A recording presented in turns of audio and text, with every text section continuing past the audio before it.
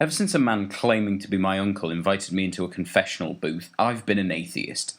But unlike most comedians, atheism for me is just my belief, rather than my extremist propaganda used to punish innocent people for their beliefs, yet for some reason covering their ears when someone says the word extremist, perhaps because they feel like someone is insulting them.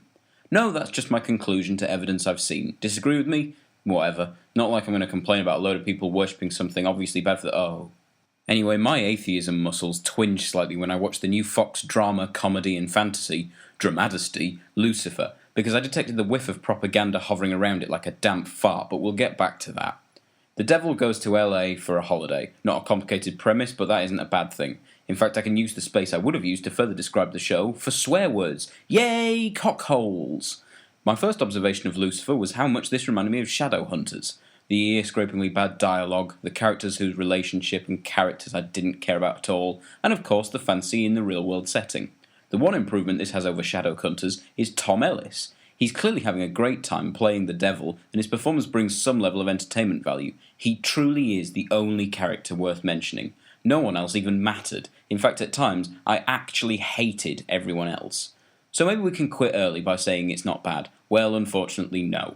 As I said before, there's a hint of propaganda in this show when Lucifer meets a Catholic priest and genuinely says to himself, I have to prove these guys aren't as virtuous as everyone believes. At this point, I thought to myself, surely the devil of all people will be the first to mention the molestation charges that hang over the Vatican like rain clouds as some kind of character assassination. But of course not. Fox lives in the pocket of Jesus' flappy dressing gown thing and would never like to suggest his BFFs would ever do anything diddle-related. But I have to say, when the priest tries to convert Lucifer to Christianity, I think they overplayed their hand there.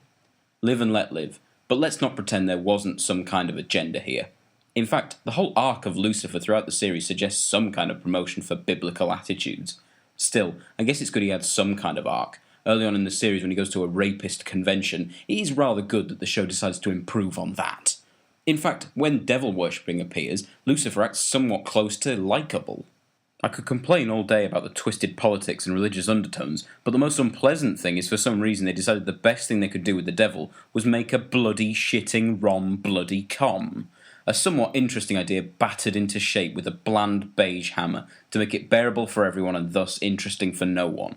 Better than Shadowhunters, but so is a steamy night of passion with John McCririck, because as vile as that would be, at least you'd articulate your disgust in a more realistic way than they ever could.